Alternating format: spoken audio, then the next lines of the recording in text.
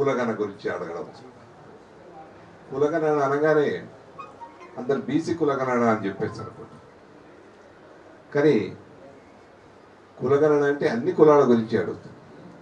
ఇక్కడ బీసీ కాదు, ఎస్సీ కాదు, ఎస్టీ కాదు, ఓసీ ఎవరైనా. ఎందుకంటే ఎవరు ఎంత ఉన్నారు అంటే ఎవరికి వాటా ఎంత కావాలి అని చెప్పేసి అడగడానికి మనకు ఆస్కారం ఉంటుంది. ఇంకొకటి ప్రధానమైన విషయం ఏంటంటే మన దేశంలో రిజర్వేషన్స్ 70 సంవత్సరాల నుంచి చాలా రాష్ట్రాలు రిజర్వేషన్స్ పెట్టాయి. ప్రత్యేక చట్టం ద్వారా అసెంబ్లీలో చట్టాలు పాస్ చేసాయి, వెంటనే కోర్టులు కొట్టేశాయి, జీవోలను కొట్టేసాయి, వాటిని అన్నింటినీ స్టే ఇచ్చినాయి. ప్రతిసారి ఈ జీవోలు కొట్టేసినప్పుడు వాళ్ళు చెప్పిన ప్రధానమైంది, మీరు 44% అన్నారు. మురళీధర్రావు కమిషన్ రికమెండేషన్ ప్రకారం ఎన్టీ రామారావు గారు 44% అన్న దానికి బేసిస్ ఏంటి? ఇవన్నీ తప్పుడు. అసలు జనాభా లెక్కలేవు కదా, కాబట్టి 44% అనేది చెల్లదు అని చెప్పేసి ఎన్టీ రామారావు గారు అప్పుడు 25% ఉన్నదని 44. అట్లాగే ప్రతి 25% ఉన్నా 27% ఉన్నా ప్రతిసారి కూడా ఇది unscientific. When there are no statistics how they are valid. మీరు ఎట్లా వచ్చారు 25% అని లేదా 15%? ఈ రకంగా ఎస్సీ ఎస్టీలకు ఏంటంటే రాజ్యాంగంలోనే ఉంది కాబట్టి సమస్య లేదు. బీసీల రిజర్వేషన్లు ఇప్పటి వరకు కొట్టివేయకుండా ఉన్న ఒక్క జీవో కూడా లేదండి ఏ రాష్ట్రంలో. ప్రతిదానికి హైకోర్టు కొట్టేస్తే మన ఉమ్మడి ఆంధ్రప్రదేశ్లో జరిగినాయి కూడా. తర్వాత మళ్ళీ వాటిని అన్నింటినీ కూడా అమెండ్ చేసి కోర్టు ఏమడిందో దాని ప్రకారం మార్చి అనంతరామన్ కమిషన్ ఏర్పాటు చేసినప్పుడు అనంతరామన్ కమిషన్ విపరీతంగా ప్రతి మండలాన్ని కూడా తిరిగి ఒక సైంటిఫిక్ వేలో, అంటే కేవలం ఒక ఆర్థికమే కాకుండా సామాజిక. నమస్కారం. ఈ ఈవినింగ్ సమావేశానికి దూర తీరాల నుంచి విచ్చేసినటువంటి మిత్రులందరికీ నమస్కారం. అలాగే వేదిక పైన ఉన్న పెద్దలు జస్టిస్ ఈశ్వరయ్య సార్ గారు, ప్రొఫెసర్ మురళీ మనోహర్ గారు, ప్రొఫెసర్ సింహాద్రి గారు, కాలువ మల్లయ్య గారు, తమ్ముడు యంగ్ అండ్ డైనమిక్ పృథ్వీరాజ్ గారు, తర్వాత ప్రొఫెసర్ సుదర్శన్ గారు, డాక్టర్ నరేంద్ర బాబు గారు, రిటైర్డ్ డిఎస్పి మురళీ మనోహర్ గారు. 3వ తారీఖు పెద్దల ఆధ్వర్యంలో ఒక మేధో మదన సభ ఏర్పాటు చేసుకోవాలి. Brain storming session on promised caste senses, the way forward and A road map. మిత్రులారా, తెలంగాణ వచ్చింది, 10 సంవత్సరాలుగా గడుస్తున్నది. ఏకబిగిన బీఆర్ఎస్ ప్రభుత్వం తెలంగాణను ఏ విధంగా పరిపాలించింది, ఈ తెలంగాణ ఎవరికి వచ్చింది, ఎవరి చేతుల పడ్డది, ఎవరి చేతుల బందీ అయింది మనందరికీ తెలుసు. ఏ విధంగా బందీ అయింది? ఒక కుటుంబం చేతుల బందీ అయింది. ఒక కుటుంబం చేతుల సంకల్లు వేసుకున్న తెలంగాణకు తెలంగాణ ప్రజలు ఒక్కటై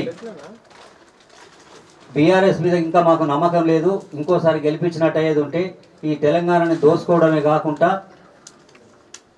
ఈ తెలంగాణని వివస్త్రం చేసి మార్కెట్లో అమ్మే పరిస్థితి వస్తుందని చెప్పి ప్రజలు గమనించి తెలంగాణ బీఆర్ఎస్ అనే బీఆర్ఎస్ అనే ప్రభుత్వాన్ని తిరస్కరించి కాంగ్రెస్ని గెలిపేయడం జరిగింది. సరిపోయే అంత మెజారిటీ తోటి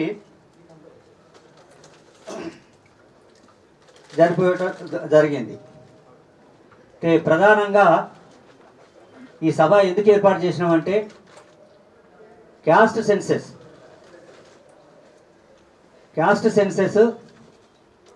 2011లో కాంగ్రెస్ ప్రభుత్వం ఉన్నప్పుడు చేసింది, సోషియో ఎకనామిక్ సర్వే పేరిట. బట్ దాన్ని ఇప్పటి వరకు కూడా బయటపెట్టలేదు. సరే వాళ్ళు బయట పెట్టలేదు, బీజేపీ ప్రభుత్వం కూడా 10 సంవత్సరాల నుంచి పరిపాలిస్తున్నది ఈ దేశాన్ని, వాళ్ళు కూడా బయట పెట్టలేదు. 2017లో మేము క్యాస్ట్ సెన్సస్ చేస్తాం 2021లో అన్నారు. బట్ 2021లో వాళ్ళు మేము క్యాస్ట్ సెన్సస్ చెయ్యము అన్నారు. చేయకపోవడమే కాకుండా సుప్రీంకోర్టులో ఒక అఫిడవిట్ కూడా వేసారు. క్యాస్ట్ సెన్సస్ కనుక చేసినట్టయితే, కుల గణన కనుక చేసినట్టయితే కొంత విపరీతమైన ప్రాబ్లమ్స్ వస్తాయి. సో కులాల మధ్య కొట్లాటలు అయితే మేము చెయ్యము అని చెప్పారు. ఎందుకు కొట్లాటలు అవుతాయి, ఎందుకు చెయ్యరు మీరు?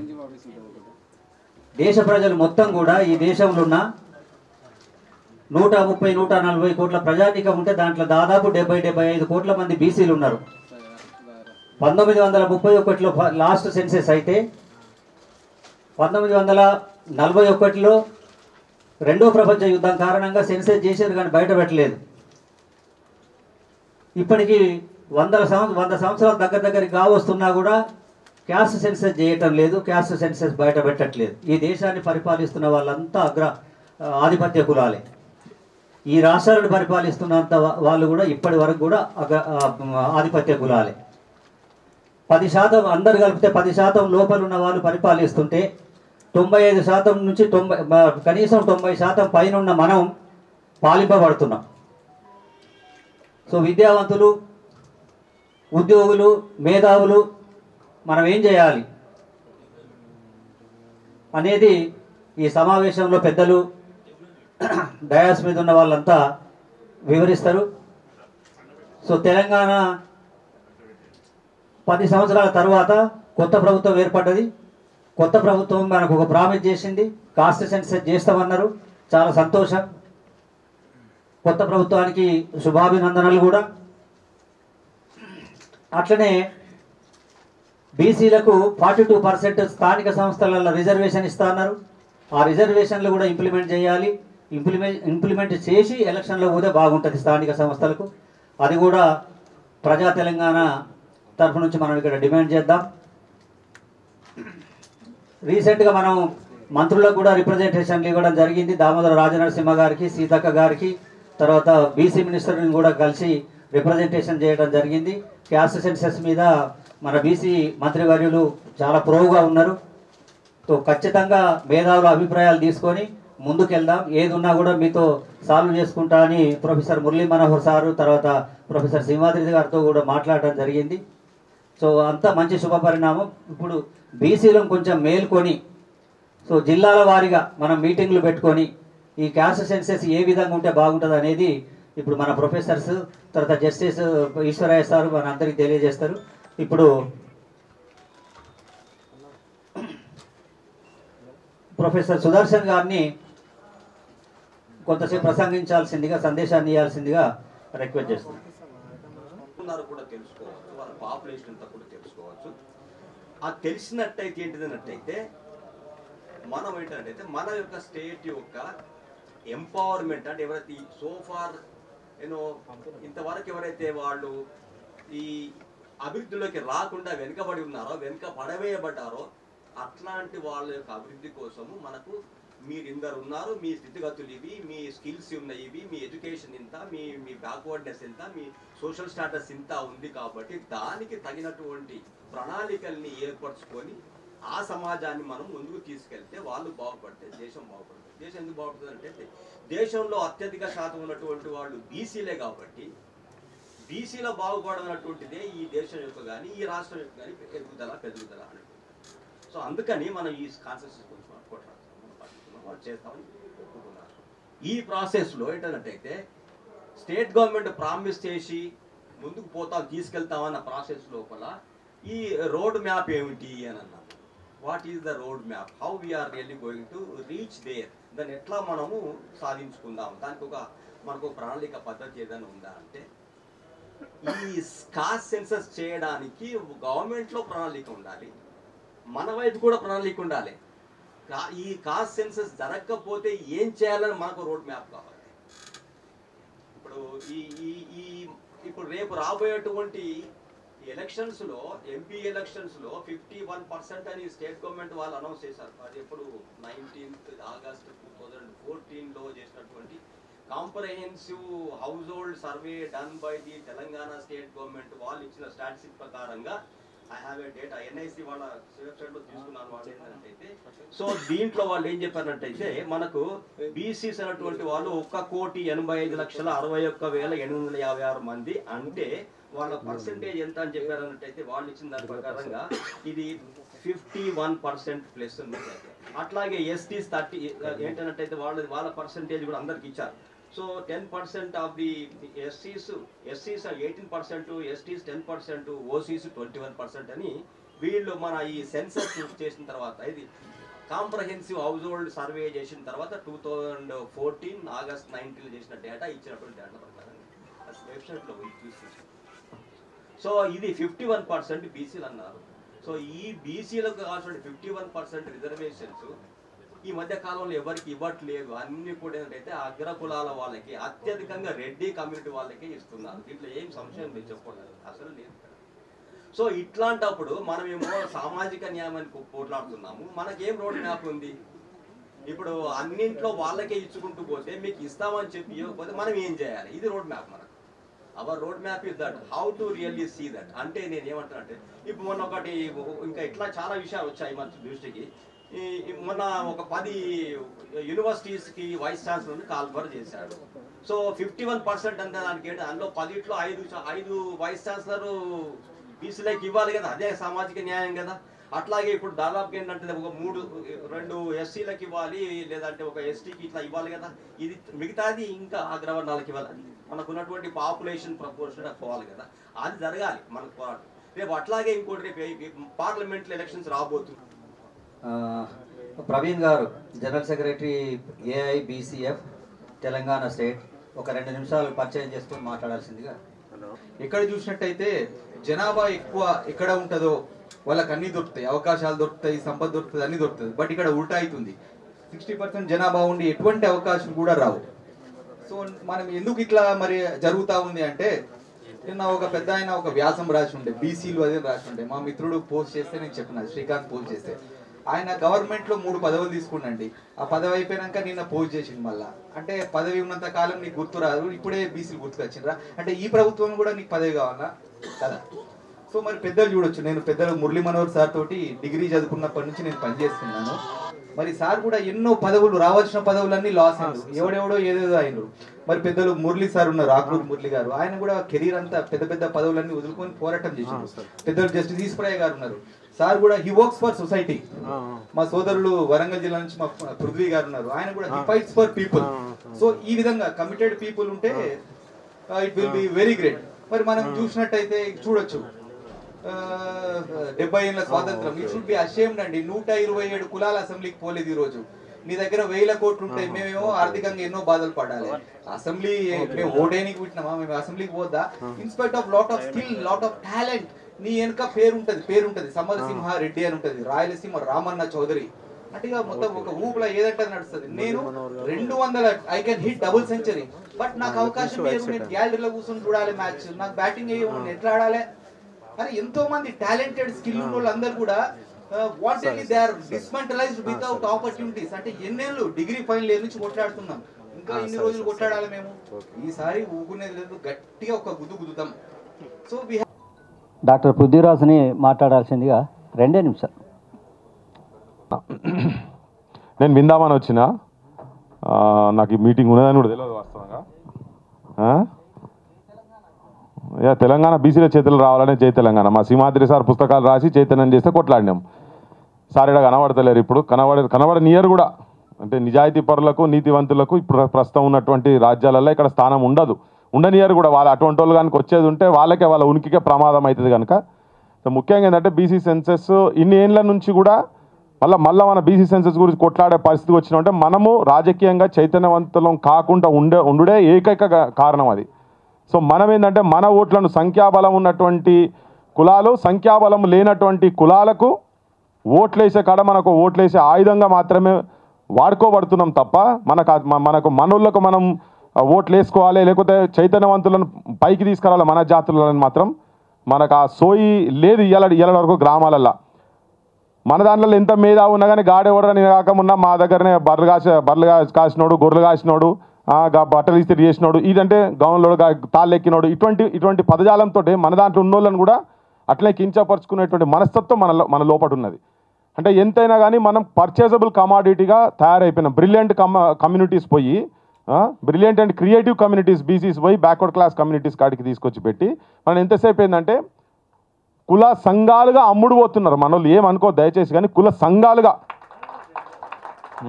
అది రాష్ట్ర స్థాయి కావచ్చు, గ్రామీణ స్థాయిలలో కావచ్చు. వాళ్ళు ఎంతసేపు ఏంటంటే అరే మీరు ఎంతనైనా తిరుగుర్రి, 4.5 సంవత్సరాలు మొత్తం తిరుగుర్రి, కరెక్ట్ ఎలక్షన్స్కు ముందు 2 రోజుల ముందు మన కాడికి వస్తారు. ఏంది గౌన్ల కులం కావచ్చు, గొల్ల కులం కావచ్చు, మాలమాదిగల కులం కావచ్చు, ఏ కులమైనా కానీ వాడిని పైసలు వారేయాలడా. రాత్రి మీరు ఎంత తిరుగుతే ఉన్నారు అబ్బాయి, మీ ప్రొఫెసర్కి వస్తే ఎంత తిరిగినా ఏం లేదు, ఒక్కరోజు మేము ఉట్టిగా బొర్రీస కథం అయిపోతుంది అని చెప్పని. అదేంది ఉట్టిగా పోతాడు వాడు, మన భుజం మీద చేసి మాట్లాడితేనే కాదు సార్ పోయే మా రెడ్డి సాబ్ భుజం మీద చేసే, మా ఎల్మద్దోర భుజం మీద చేసే మన గురించి మాట్లాడే, అసెంబ్లీలో మా గౌన్ల దగ్గర నేను కళ్ళు తాగేది పోయి తోపంట పోకుండా, సిద్దిపేట పోకుండా తోలాగి కళ్ళు తాగిన ముచ్చట చెప్తేనే మనోళ్ళు అన్నీ మీద వేసుకొని తిరుగుతుంటారు మనోళ్ళు. అమ్మ కేసీఆర్ చేతులలో మన కులం పేరు వచ్చింది రాబాయ్. సో అట్లా అంటే మానసికంగా అట్లా తయారై కుల సంఘాలుగా కేవలం ఒక రోజు ముందు వాళ్ళు వచ్చి ఇన్ని పైసలు, అరే ఆఖరికి ఏంటంటే బోలు బాసాలు ఏంటి, టెంట్ హౌస్ సామాన్ కొనిస్తే కూడా కులం పడి దండయాత్ర చేసిపోయి గుద్దుడు ఓట్లు వేసే కాడికి పోయినాం. అయితే ఏదైతే ఏ ఆయుధం అయితే మన చేతిలో ఉన్నదో, అత్యంత బలమైన ఆయుధం అయితే ఓటు ఉన్నదో, ఆ ఓటును మన కులాలు వాటి ఇంపార్టెన్స్ అనేది లేకనే మన దగ్గర ఎంత మేధస్సు ఉన్నా ఏం చేసినా ఆఖరికి మనం అడక తినే కాడు ఉన్నాం అని చెప్పని మీకు పని చేస్తున్నాను. నేను గత 10-15 సంవత్సరాలుగా, అంటే 52 సంవత్సరాలుగా నేను రాస్తూనే ఉన్నాను. బీసీల కొరకు, ఎస్సీ ఎస్టీ మైనారిటీల కొరకు రాస్తూ ఉన్నాను. బహుశా మీరందరూ చూసే ఉంటారు. అయితే గత 10-15 సంవత్సరాలుగా మాత్రం రాజ్యాధికారం కోసం, బీసీ రాజ్యాధికారం లేకుంటే దళిత రాజ్యాధికారం కొరకని నిరంతరం రాస్తూనే ఉన్నాను, చెప్పుకుంటూ వస్తున్నాను కూడా. ప్రాక్టికల్ రాజకీయాలలో కూడా దిగడానికి కూడా కొంచెం ప్రయత్నాలు అవి చేస్తున్నాము. నిజంగానే ఈ దేశంలో అందరికంటే హీనమైన స్థితిలో ఉన్నవాళ్ళు ఎవరంటే, నేను ఎస్సీలు అనుకునేది చాలా వరకు, మొదటి నుంచి ఎస్సీలు అనుకునేది. ఎస్సీల మీద చాలా నవలలు చాలా ఎక్కువ రాశాను, బీసీల కంటే కూడా ఎక్కువ రాశాను. కానీ మనం చూస్తున్నప్పుడు బీసీలే చాలా హీనమైన స్థితిలో ఉన్నారని నేను ఇప్పుడు అర్థమైంది, చాలా కాలం తర్వాత అర్థమైంది. ఎందుకంటే బీసీలకు మనకు రాజ్యాంగంలో ఎస్సీలకు ఉన్న హక్కులు కూడా లేవు, ఎస్సీలకు ఉన్న ఫెసిలిటీస్ కూడా మనకు లేవు. అంతే రిజర్వేషన్ల పేరు మీద మండల్ కమిషన్ వచ్చిన తర్వాత చాలా కాలం తర్వాత ఆయన రిజర్వేషన్లను కూడా అమలు చేసే ఇది కూడా లేదు. కనీసం కులగణన చేయమని అంటే కూడా కులగణన చేయడంలో తప్పే ఉంది, కులగణన చేయడంలో వీళ్ళకు వచ్చే నష్టం ఏముందంటే ఇంత ఉన్నారని తెలిసేది ఉంటే వాళ్ళకు ఆ నిష్పత్తిలో ఇవ్వాల్సి వస్తుందని. పోనీ మరి ఇదివరకు చేసిన లెక్కల ప్రకారమైనా ఇస్తున్నారా? ఉన్న లెక్కల ప్రకారమైనా ఇస్తున్నారా అంటే ఇవ్వడం లేదు. కానీ మనం ఏం చేస్తున్నాము? దానికి ఏం చేస్తున్నాము? మనం కుల సంఘాలను పెట్టుకొని, మిగతా సంఘాలను అని చెప్పేసినట్టు ఇవన్నీ పెట్టుకొని వానికి ఇంటికి పోయి అడుక్కుంటున్నాము. మనం ప్రతిసారి మన నుంచి వస్తుంటుంది సోషల్ జస్టిస్ అని. సోషల్ జస్టిస్ అంటే ఏంటిది? సామాజిక న్యాయం కావాలి. సామాజిక న్యాయం చేసేవాళ్ళు ఎవరు? నువ్వే అధికారంలో ఉండు, మాకు న్యాయం చేయి, సామాజిక న్యాయం చేయి అంటే కొన్ని రిజర్వేషన్లు ఎక్కువ ఉన్నాయి, కొన్ని సీట్లన్నీ ఎక్కువ అని మనం అడుక్కోవడం అన్నట్టే. అంటే అధికారంలో మాత్రం వాళ్ళే ఉంటారు, ఆ 15% ఉన్న వాళ్ళే ఉంటారు. కానీ మాకు బీసీలకు సామాజిక న్యాయం చేయని వాళ్ళు చేయాలి. వాళ్ళు ఎందుకు చేస్తారండి? వాళ్ళు ఎందుకు చేస్తారు చెప్పండి? మనం చేసిన పోరాటాలన్నీ తప్పని నేను అనడం లేదు.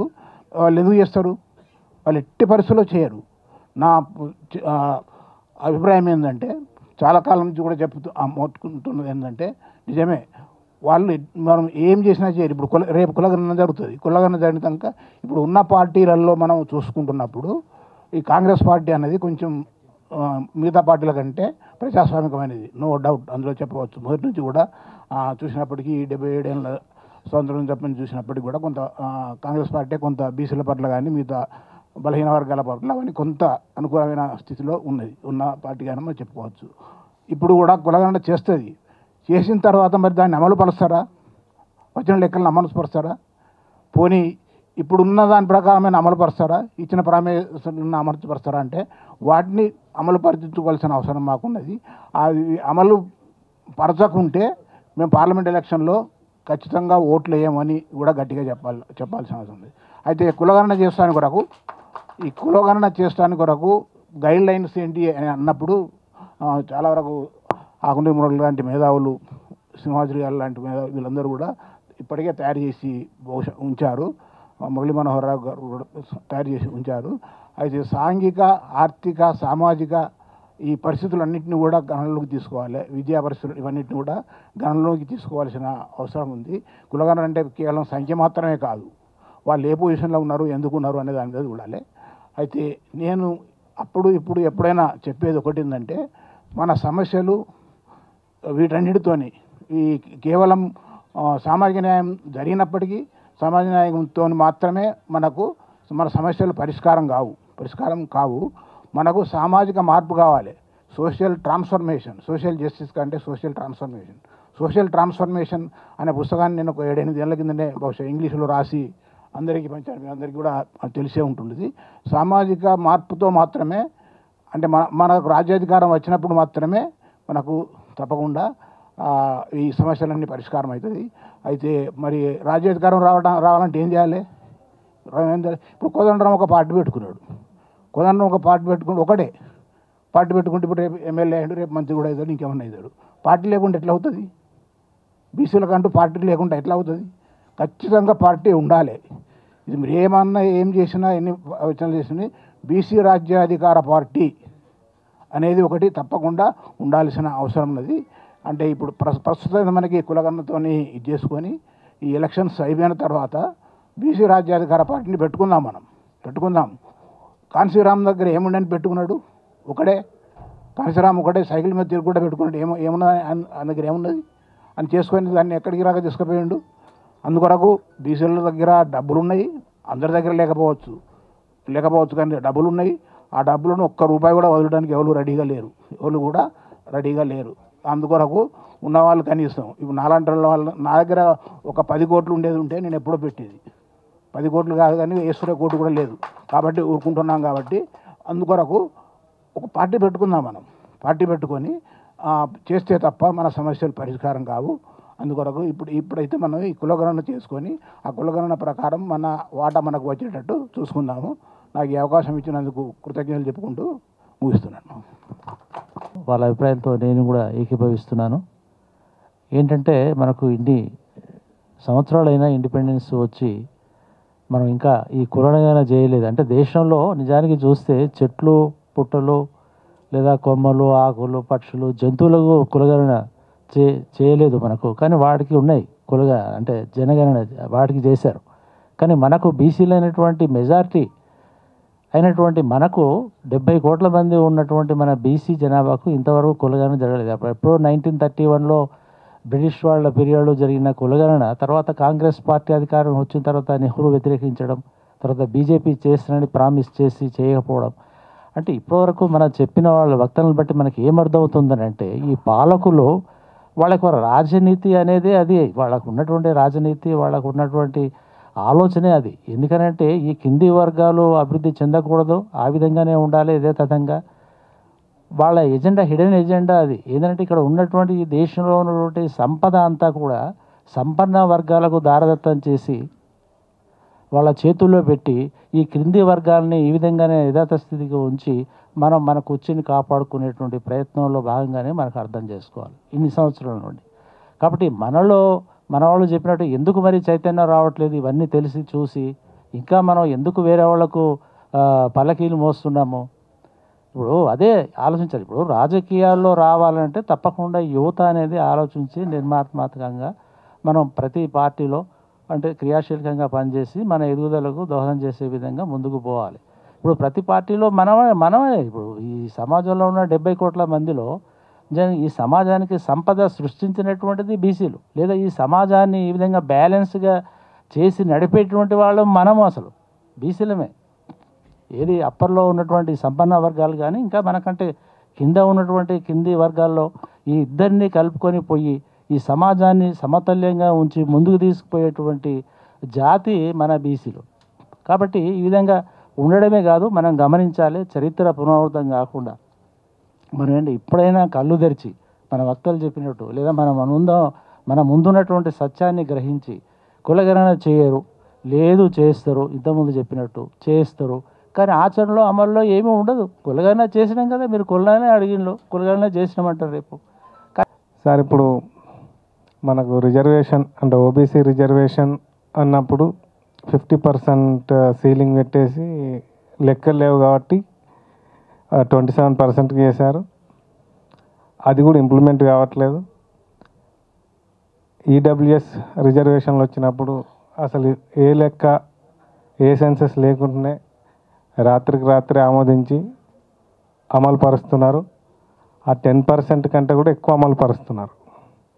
మనకు 27% ఉన్నా కూడా దాన్ని క్రిమిలేయర్ అనేది ఒకటి పెట్టి అక్కడ కట్ చేసి అక్కడ ఏవైతే మనకు బ్యాక్లాగ్ పోస్టులు ఉన్నాయో అవన్నిటిని కూడా మళ్ళీ ఓసీలకే ఇస్తున్నారు. అంటే నేను ఏమంటున్నానంటే క్యాస్ట్ సెన్సస్ జరిగితే మనకు న్యాయం జరుగుతుందా? మనం 75 సంవత్సరాల నుంచి లెక్కలు లేకుండా కొట్లాడుతున్నాం. ఇప్పుడు రేపు క్యాస్ట్ సెన్సస్ వచ్చిన తర్వాత మనం ఒక 60% ఉన్నామని చెప్తాం. చెప్పిన తర్వాత 60% రిజర్వేషన్లు ఇస్తారా? దానికి మళ్ళీ ఎన్నిసార్లు కొట్లాడాలా, ఎన్ని సంవత్సరాలు కొట్లాడాలా? ఇప్పుడే యువత అంతా ఏమైపోతుందంటే అసలు యువతకి సామాజిక ఆలోచనలు తగ్గిపోతున్నాయి. ఎందుకంటే మనం దాదాపు కొన్ని వందల సంవత్సరాల నుంచి బానిసలుగానే ఉంటున్నాం. ఆ బానిసత్వం రూపాంతరం చెందుతుంది కానీ మనం మాత్రం ఎడ్యుకేట్ అవ్వలేకపోతున్నాం. ఇప్పుడు గవర్నమెంట్ జాబ్స్ ప్రైవేటైజేషన్ చేశారు. మన శ్రమను ఇంకో రకంగా దోచుకుంటున్నారు, వాళ్ళు దోపిడీ చేస్తున్నారు. అక్కడ కూడా బానిసలమే. ఎంతమందికి సాఫ్ట్వేర్ కంపెనీలు ఉన్నాయి, ఎంతమంది బిజినెస్ దారులు ఉన్నారు. క్యాస్ట్ సెన్సెస్ తోటి మన జీవితాలు మారుతాయా? వీళ్ళు చేస్తారా? సరే, ఇప్పుడు కాంగ్రెస్ ప్రభుత్వం వచ్చింది అంటే మనం ఆంధ్ర వాళ్ళ గురించి కొట్లాడి పోరాడి ప్రాణత్యాగాలు చేసి తెచ్చి తెలంగాణలో మరీ ఇంత అన్యాయం జరగడం అంటే మరీ టూ మచ్ అవుతుంది సార్. ఇది కొంచెం సీఎం గారి దృష్టికి కానీ తర్వాత ఈ ఇంధన శాఖ మంత్రి దగ్గరికి ఒకసారి మనం వెళ్ళి ఒక పేపర్ ఇద్దాం దయచేసి. Thank you. ఇప్పుడు చేసుకుంటారు. ఇప్పుడు ప్రొఫెసర్ మురళీ మనోహర్ సార్ని క్లుప్తంగా సెన్సెస్ మీద తర్వాత ప్రజా తెలంగాణ మీద మాట్లాడాల్సిందిగా రిక్వెస్ట్ చేస్తున్నాను. ముఖ్య అతిథిగా వచ్చేసిన జస్టిస్ ఈశ్వరయ్య గౌడ్ గారు, ఆకునూరి మురళి గారు, ఇంకా ప్రొఫెసర్ సింహాద్రి, వేదిక పైన ఉన్న మిత్రులందరూ, వేదిక ముందున్న మిత్రులందరికీ ఉద్యమాభినందనలు తెలియజేస్తున్నాను. ఈరోజు మనం promised cost census, A way forward and also a road map అన్న అంశం పైన ఈ సమావేశం ఏర్పాటు చేయడం జరిగింది. వాస్తవానికి ఈ దేశంలో ఉన్న అన్ని రాజకీయ పార్టీలు కూడా ఏదో ఒక సమయంలో కాస్ట్ సెన్సస్ చేయటానికి అంగీకరించాయి. ఈ దేశంలో ఉన్న అన్ని రాజకీయ పార్టీలు కూడా ఏదో ఒక సమయంలో కాస్ట్ సెన్సస్ చేయడానికి అంగీకరించాయి. కానీ నిరంతరంగా వాళ్ళు అదే స్టాండ్ పైన ఎప్పుడూ లేరు. అపోజిషన్ పార్టీగా ఉన్నప్పుడు కాస్ట్ సెన్సస్ కావాలి, రూలింగ్ పార్టీగా ఉన్నప్పుడు కాస్ట్ సెన్సస్ వద్దు. ఇది ఈ దేశంలో జరుగుతున్న సమస్య. కాబట్టి జాతీయ రాజకీయ పార్టీలు అవే చేశాయి, ప్రాంతీయ రాజకీయ పార్టీలు చాలా వరకు కాస్ట్ సెన్సస్ కావాలి అని ఒప్పుకున్నప్పటికీ మళ్ళీ అధికారంలోకి వచ్చిన తర్వాత దానిపైన ఉద్యమాలు చేయడం కానీ అమలు జరపడానికి కానీ చర్యలు తీసుకోకపోవడం ఈ దేశంలో మనం ప్రత్యేకంగా చెప్పుకోదగిన అంశంగా భావిస్తున్నాను. ఈ దేశంలో మనకు అందరికీ తెలుసు, జనరల్ సెన్సస్ ఏం చెప్తాయంటే ఈ దేశంలో ఎస్సీ, ఎస్టీ, మైనారిటీ ఎంత శాతం ఉన్నారో జనరల్ సెన్సస్లో మనకు రిపోర్ట్ వస్తుంది. వాళ్ళు కాకుండా మిగతా వాళ్ళంతా జనరల్ పాపులేషన్. ఆ జనరల్ పాపులేషన్లో ఓసీలు, బీసీలు.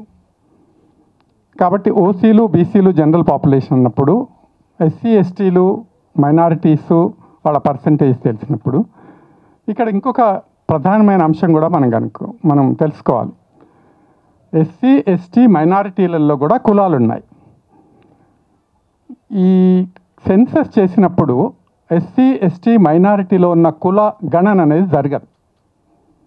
ఎస్సీ ఎవరో చెప్తారు, అదేవిధంగా ఎస్టీ ఎవరో చెప్తారు, అదేవిధంగా మైనారిటీలు ఎవరో చెప్తారు. కానీ అందులో ఉన్న కులాలు ఉపకులాలు వాటి సంఖ్య కూడా తెలియనీయకుండా దాచిపెట్టడానికి ప్రయత్నాలు ఈ దేశం చేసింది. కాబట్టే సమగ్ర కులగణన జరగాలి. అన్ని కులాలు ఈ దేశంలో వాళ్ళ సంఖ్య ఎంత ఉందో తెలిసినప్పుడే ఈ దేశ ప్రజలు ఎవరు ఎంత శాతం ఉన్నారో తెలుసుకోవటానికి అవకాశం దొరుకుతుంది. ఎందుకు ప్రత్యేకంగా మనం ఇది అడుగుతున్నాం? గత అనేక సంవత్సరాలుగా మనం కనుక చూసినట్లయితే ఈ దేశంలో సెన్సస్ డిపార్ట్మెంటు దాదాపు 130 ఇయర్స్ దానికి నుంచి సెన్సస్ జరుగుతున్నాయి ఈ దేశంలో. అది కేవలం ఎస్సీ ఎస్టీ మైనారిటీలను మాత్రమే చేయటం జరుగుతుంది. కానీ అంతకుముందు 1931 వరకు బ్రిటిష్ వాళ్ళ పీరియడ్లో అన్ని కులాలను సమగ్రంగా వాళ్ళ లెక్క తీయటం జరిగింది. అందులో బీసీ కులాలు అన్నీ వచ్చాయి, ఎస్సీ కులాలు అన్నీ వచ్చాయి, ఎస్టీ కులాలు వచ్చాయి. అదేవిధంగా అన్ని కులాలు, అగ్రకులాలు, ఆధిపత్య కులాలకు సంబంధించిన జనాభా కూడా ఇవ్వటం జరిగింది. కాబట్టి 1931 సెన్సస్ అనేది మనకు స్టాండర్డ్. అది ఎవరైనా ఈ దేశంలో జనాభా ఎవరెంత శాతం ఉన్నారు అని తెలుసుకోవటానికి ప్రభుత్వాలు, ప్రభుత్వేతర సంస్థలు అన్నీ కూడా, కోర్టులు కూడా ఆ డేటా ప్రకారమే యాక్ట్ చేయాల్సి ఉంటుంది. మనకు రిజర్వేషన్ వచ్చింది మండల్ కమిషన్ ద్వారా అంటే ఆ డేటా ఆధారంగానే, దానికి సపోర్టివ్ సర్వే చేసినప్పటికీ దేశవ్యాప్తంగా ఆ డేటా ఆధారంగానే అల్టిమేట్గా మనకు రిజర్వేషన్స్ ఇవ్వటం జరిగింది. 52% ఆ డేటా ప్రకారం తీస్తే మనకు 27% రిజర్వేషన్ మాత్రమే బీసీలకు ఇవ్వటం జరిగింది. కాబట్టి 1931 డేటానే ఈ దేశము స్టాండర్డ్గా తీసుకుంటుంది, ఈ ప్రభుత్వాలు స్టాండర్డ్గా తీసుకుంటాం. అంతే మనం ఎంత అవుట్డేటెడ్గా పనిచేస్తున్నామో ఇది మనం సూచిస్తుంది. కాబట్టే నేను మొన్న ఒక సమావేశంలో చెప్పాను, నేను ఒకటి, ఈ సెన్సస్ అనేది ఇండియాలో జరపకపోవడం అనేది it's a great Indian tragedy అని చెప్పాను నేను. It's a tragedy after all. ఎందుకంటే దేశంలో ఉన్న మెజారిటీ ప్రజలకు సంబంధించిన పూర్తి సామాజిక, ఆర్థిక, సాంస్కృతిక సమాచారం ఈ దేశ ప్రజలకు తెలియకుండా ఉండటానికి ప్రభుత్వాలు చేస్తున్న, రాజకీయ పార్టీలు చేస్తున్న పెద్ద కుట్ర. అది గ్రేట్ ట్రాజెడీ అని చెప్పాను. అయితే ఎందుకు ఈ 1931 సెన్సస్, దీనికి 12 రీజన్స్ చెప్తున్నాను నేను. ఈ గ్రేట్ ట్రాజెడీకి నేను 12 రీజన్స్ ఐడెంటిఫై చేశాను. ఆ 12 రీజన్స్లో ఏంటంటే 1931 సెన్సస్లో మనకు కాన్స్టిట్యూయెంట్ అసెంబ్లీ రాజ్యాంగాన్ని రచించింది, మనకందరికీ తెలుసు. రాజ్యాంగమే ఈ దేశానికి దిక్సూచిగా దేశాన్ని నడిపించాల్సిన బాధ్యత ఈ ప్రభుత్వాలపైన ఉంది రాజ్యాంగం ప్రకారం. ఆ రాజ్యాంగ రచనా సమయంలో కాన్స్టిట్యూయెంట్స్ అసెంబ్లీ దాదాపు 114 టైమ్స్ కూర్చుంది. 3 సంవత్సరాలకు పైగా ఆ రాజ్యాంగం నిర్మాణ సభ కూర్చుంది. దాన్ని విస్తృతమైన చర్చలను జరపడం జరిగింది, అనేక సబ్ కమిటీలు వేసి వచ్చింది. కానీ 1931 డేటాలో 50% పైగా జనాభా, అనేక మంది వృత్తుల్లో ఉన్న జనాభా ఈ దేశంలో చాలా భయంకరమైన పరిస్థితులు ఎదుర్కొంటున్నారు అన్న అంశాన్ని రాజ్యాంగం నిర్మాణ సభ చర్చించడానికి ప్రయత్నం చేయలేదు. డేటా ఈజ్ అవైలబుల్, కానీ ఆ డేటాను కోట్ చేయడానికి వృత్తులపైన విస్తృతమైన డిస్కషన్ జరగాల్సి ఉండే, వాళ్ళకి ఏం చేయాలి అని, వాళ్ళకు సపరేటు ఏ విధంగా గ్యారంటీస్ ఇవ్వాలని జరగాల్సి ఉండే, కానీ అది విధంగా జరగలేదు. కాబట్టి ఫస్ట్ ట్రాజెడీ ఎప్పుడు జరిగిందంటే, ఫస్ట్ రీజన్ ఏంటంటే రాజ్యాంగ నిర్మాణ సభ 1931 సెన్సస్ను గుర్తించకుండా అప్పటి సామాజిక ఆర్థిక పరిస్థితులను ఎంత పెద్ద శాతం ప్రజలు ఈ దేశంలో గత అనేక సంవత్సరాలుగా ఏ విధంగా ఇబ్బంది పడుతున్నారో అన్న అంశాన్ని వాళ్ళు గుర్తించకపోవడం ఒక అంశం. వాస్తవానికి బ్రిటిష్ వారి పీరియడ్లో వృత్తులన్నీ విధ్వంసం జరిగిందన్న విషయం కూడా అందరికీ తెలుసు. ఈ విషయాలను ఫ్రీడమ్ స్ట్రగుల్లో కూడా డిస్కస్ చేయడం జరిగింది. వృత్తుల విధ్వంసం జరిగింది, దానికి ఏం చేయాలి అన్నది కాన్స్టిట్యూయెంట్ అసెంబ్లీ ఆలోచించి కేటగరైజ్ చేయడానికి ప్రయత్నం చేయలేదు. కాబట్టి ఇదొకటి. అంబేద్కర్ గారు అనేక ఉపన్యాసాలలో ప్రత్యేకంగా దీని గురించి చెప్పాడు. ఏంటంటే ఫ్రమ్ మిలియన్స్ టు ఫ్రాక్షన్స్ అని ఒక చాప్టర్లో కాస్ట్ సెన్సస్ ఖచ్చితంగా చేయాలని చెప్పాడు. కానీ నిర్మాణ సభ మాత్రం ఆ నిర్ణయం తీసుకోవటం జరగలేదు. రెండవది ఏంటంటే రాజ్యాంగం తయారు కాకముందే ఈ దేశంలో నాన్ బ్రాహ్మణ్ రిజర్వేషన్స్ ఉన్నాయి. నాన్ బ్రాహ్మణ్ రిజర్వేషన్స్లో బీసీలు కూడా, శూద్రులు బీసీలు కూడా అందులో కవర్ అవుతారు. అది political reservations, education admissions reservations, ఎంప్లాయ్మెంట్లో రిజర్వేషన్స్ అంతకుముందే ఉన్నాయి. ఇది చాలా రాష్ట్రాల్లో అమలు జరిపాయి. ఇది కూడా రాజ్యాంగ నిర్మాణ సభకు తెలుసు. కానీ ఆ రిజర్వేషన్స్ను అదేవిధంగా లీగల్గా కంటిన్యూ చేయడానికి మాత్రం రాజ్యాంగ నిర్మాణ సభ ప్రయత్నం చేయలేదు. వాళ్ళు ఏం చెప్తారంటే ఆ తర్వాత నిర్మాణ సభలో ఆర్టికల్ 340 ఇచ్చాము. ఆ 340 అనేది కాస్ట్ని ఐడెంటిఫై చేస్తుంది. ఐడెంటిఫై చేసి ఆ తర్వాత రిజర్వేషన్స్ ఇస్తారు. రాష్ట్రాలు కమిషన్స్ ఏర్పాటు చేసుకోవచ్చు, కేంద్రం కూడా కమిషన్ ఏర్పాటు. కానీ ఈ ఆర్టికల్ 340 నా పర్సనల్ ఒపీనియన్ ఏంటంటే ఇది కూడా ఒక ఫ్రాడ్ ఆన్ ది కాన్స్టిట్యూషన్. ఎందుకంటే కంపల్సరీగా ప్రతిసారి నిరంతరంగా ఈ కమిషన్ ఏర్పాటు చేయాలి అన్న రూల్ ఏం లేదు. ఇక్కడ ప్రభుత్వాలు ఏర్పాటు చేస్తే ఉన్నట్టు, లేకపోతే లేనట్టు. మనకందరికీ తెలుసు ఎన్ని గ్యాప్స్ ఉన్నాయో. కమిషన్ లేని ఎంతో కాలం అటు రాష్ట్రాలలో ఉన్నాయి, కేంద్రంలో ఉంది. ప్రభుత్వాలు నిర్ణయం తీసుకోకపోయినా రాజ్యాంగం అక్కడ మాట్లాడకుండా కూర్చుంటుంది. అది తర్వాత కమిషన్ ఇచ్చిన రికమెండేషన్స్ ఏవి పాటించాల్సిన అవసరం లేదు. ఇది బైండింగ్ కాదు. ఏ కమిషన్ ఇచ్చిన అంటే ఫస్ట్ కాకా కలేల్కర్ కమిషన్ దగ్గర నుంచి జస్టిస్ ఈశ్వరయ్య గారి కమిషన్ వరకు, ఆ తర్వాత బీజేపీ అపాయింట్ చేసిన కమిషన్ ఇచ్చిన రికమెండేషన్స్ను కూడా ప్రభుత్వాలు ఇంటోటో ఎప్పుడు కూడా నాట్ ఈవెన్, నాకు తెలియదు ఈశ్వరయ్య గారు చెప్పాలి, 10% రికమెండేషన్స్ కూడా అమలు జరిగాయా లేదా అన్నది డౌట్ఫుల్ నా పర్సనల్ ఒపీనియన్ ప్రకారం. ఎందుకంటే కమిషన్స్ 340 ఉంది, కమిషన్స్ వేసుకోవచ్చు, కమిషన్స్ రికమెండేషన్స్ ఇస్తాయి, కమిషన్స్ అమలు జరపరు. అదేవిధంగా మండల్ కమిషన్ ఏ విధంగా అమలు జరుపుతున్నారో మనకు తెలుసు. 1-2 రికమెండేషన్స్ మాత్రమే అమలు జరపడానికి ఎన్నో సంవత్సరాల తర్వాత ప్రయత్నం చేశాయి. థర్డ్ పాయింట్ ఏంటంటే SC/ST రిజర్వేషన్స్ ఇక్కడ ఉన్నాయి ఈ దేశంలో. ఆ SC/ST రిజర్వేషన్స్ ఒక పాలసీగా ప్రభుత్వాలు అమలు జరపడానికి ప్రయత్నం చేస్తూ వచ్చాయి. 1935లోనే SC/ST రిజర్వేషన్లు ఉండాలని 1935 యాక్ట్లో, ఆ తర్వాత కంటిన్యూ అయినాయి కాన్స్టిట్యూషన్లో. కానీ ఓబీసీ రిజర్వేషన్లు ఉండాల్సిన అవసరం కూడా ఉంది అని గుర్తించి ఓబీసీలు అంటే ఎవరో డిఫైన్ చేయడానికి కాన్స్టిట్యూషన్ ప్రయత్నం చేయలేదు. అది కూడా మళ్ళీ కమిషన్సే డిఫైన్ చేయాల్సిన అవసరం ఉంది. ఇంకొక పాయింట్ ఏంటంటే కాన్స్టిట్యూషనల్ బాడీ ఎప్పుడు వచ్చింది? ఓబీసీ కమిషన్ కాన్స్టిట్యూషనల్ బాడీ మొన్న 1993లో వచ్చింది. అయితే కాన్స్టిట్యూషనల్ బాడీగా రికగ్నైజ్ చేసినప్పటికీ సెన్సస్ చేయటానికి ఆ ఓబీసీ కమిషన్కి అధికారం లేదు. National commission for backward class అధికారం లేదు. సెన్సస్ తప్ప ఇంకా కొన్ని అనేక అంశాల్లో మాట్లాడటానికి వీలు. సెన్సస్ గురించి మాత్రం నేషనల్ ఓబీసీ కమిషన్ మాట్లాడదు. ఇంకొక ముఖ్యమైన పాయింట్ ఏంటంటే, 5th పాయింట్ ఏంటంటే, ఈ దేశంలో కాకా కలేల్కర్ కమిషన్ దగ్గర నుంచి ఇప్పటి వరకు ఈశ్వరయ్య గౌడ్ కమిషన్తో సహా అన్ని కమిషన్లు కూడా మీరు సెన్సస్ చేయండి అని ప్రభుత్వానికి చెప్పాయి. అన్ని కమిషన్లు, రాష్ట్ర కమిషన్లు చెప్పాయి, కేంద్ర కమిషన్లు చెప్పాయి.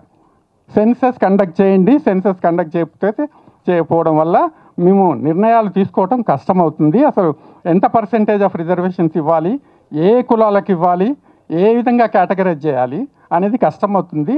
కాబట్టి సెన్సస్ కండక్ట్ చేయండి అని అన్నీ చెప్పాయి. కానీ కేంద్ర ప్రభుత్వాలు అంగీకరించలేదు. కమిషన్ చెప్పాయి కానీ కేంద్ర ప్రభుత్వాలు అంగీకరించలేదు. ఇంకా రీసెంట్ రోహిణి కమిషన్ రీసెంట్గా ఇంకా ఆపరేట్ అవుతుంది. 2017లో అపాయింట్ అయింది.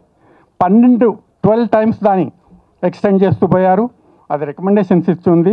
ఇంకా దాని రికమెండేషన్స్ బయటపెట్టడానికి ప్రభుత్వాలు ప్రయత్నం చేయటం లేదు. ఎందుకంటే ఏబీసీ కేటగరైజేషన్ కమిషన్ అది. అందులో ప్రధానంగా డేటా లేకపోవడం అనేది ఎంత పెద్ద లిమిటేషనో రోహిణి కమిషన్ కూడా గుర్తించడం జరిగింది.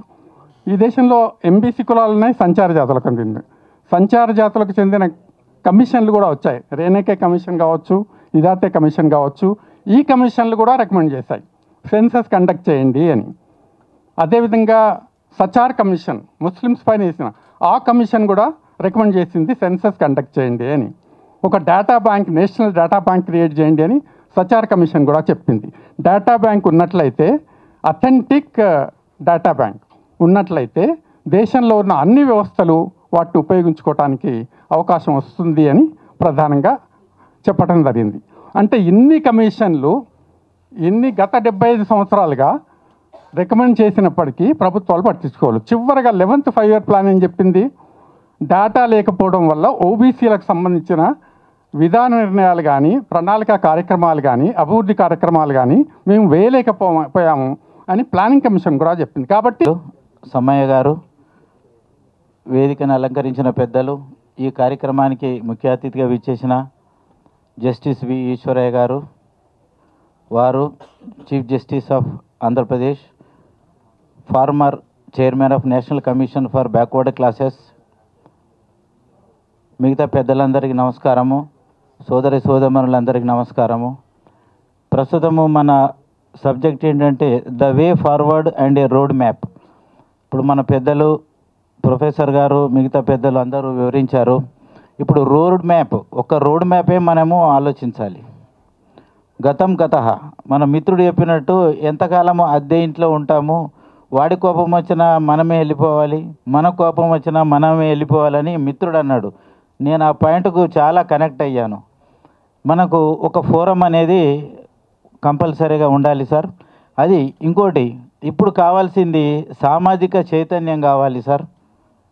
ఆధ్యాత్మిక చైతన్యం అక్కర్లేదు సార్. అందరికి తెలుసు అల్లా కానీ, జీసస్ కానీ, రాముడు కానీ, అది కాదు సార్ ఇప్పుడు మనకు కావాల్సింది. సామాజిక చైతన్యం కావాలి, శ్రద్ధ కావాలి, మనందరికి పట్టుదల కావాలి. అయితే ఇక్కడ అన్నిటికన్నా ముఖ్యమైన విషయం ఏంటంటే, సామాజికంగా విద్యాపరంగా వెనుకబడిన వాళ్లకు ఒక జనాభా ప్రాతిపదికన ఎంపీ అంటే పార్లమెంట్లో కానీ, అసెంబ్లీలో కానీ సీట్ల కేటాయింపు జరిగితే నా వ్యక్తిగత అభిప్రాయము కొంతవరకు నేను అనుకున్నట్టు బీసీల కోరిక కొంతవరకన్నా తీరుతుందేమో అని నేను కోరుకుంటున్నాను సార్. ఇప్పుడు మండల్ కమిషన్ అంటే ఇప్పుడు అంతకన్నా తీవ్రమైన పరిస్థితిలో మనం ఉన్నాం. మండల్ కమిషన్ కన్నా ఇంకా భయంకరమైన ఉద్యమం మనము తీసుకొస్తేనే అది వీలవుతుందని నేను అనుకుంటున్నాను. ఎందుకంటే రైట్ ఫ్రమ్ జవహర్లాల్ నెహ్రూ, ఇందిరాగాంధీ, రాజీవ్ గాంధీ వీళ్ళందరూ ఓబీసీ రిజర్వేషన్స్కి వ్యతిరేకమా సార్? రాహుల్ గాంధీ చేస్తానంటే కూడా అది ఎవరు నమ్మటానికి వీల్లేదు సార్. రెండోది ఏంటంటారా, బీజేపీ వాళ్ళు ఏమన్నారు, తెలంగాణలో అధికారం వస్తే బీసీ ముఖ్యమంత్రిని చేస్తామన్నారు కదా సార్. మరి రాజస్థాన్లో, ఛత్తీస్గఢ్లో బ్రాహ్మణ్ని ముఖ్యమంత్రి ఎందుకు చేశారు సార్? అవునా కాదా? అంటే అక్కడనేమో వాళ్ళ ప్రభుత్వం వచ్చినా కానీ బీసీలు ఉన్నా కూడా ఎలిజిబుల్ క్యాండిడేట్స్ బ్రాహ్మణ్ని ముఖ్యమంత్రి చేసుకున్నారు. ఇక్కడ వాళ్ళకి తెలుసు. సో ఇంకోటి, ఈ ఆక్స్ఫామ్ ఇండియా రిపోర్ట్ వాళ్ళు ఏమన్నారు చేసిందా? సరే, ఈ ఆక్స్ఫామ్ ఇండియా వాళ్ళు కూడా ఈ అసమానతలు తగ్గాలంటే ఈ రిజర్వేషన్ విధానంలో కూడా మార్పు రావాలన్నారు. 1% ఉన్న జనాభా 40% నేషనల్ ఇన్కమ్ ఒక అధీనంలో ఉన్నదన్నారు. సో ఈ విధంగా కాకుండా మనకు న్యాయపరంగా కూడా సమాజంలో సరి అయిన వాళ్ళకు ప్రతిపాదన గవర్నమెంట్ నుంచి అన్ని విధాల అందుబాటులో రావాలని సుప్రీంకోర్టు 4 జడ్జీలు కూడా రోడ్డు మీదకి రావటం జరిగింది. సో అలాంటప్పుడు మనం కూడా రోడ్ ఎక్కితేనే కానీ మనకు పని జరుగుతుందని నా అభిప్రాయం. ఈ అవకాశం ఇచ్చిన పెద్దలందరికీ ధన్యవాదాలు. Thank you.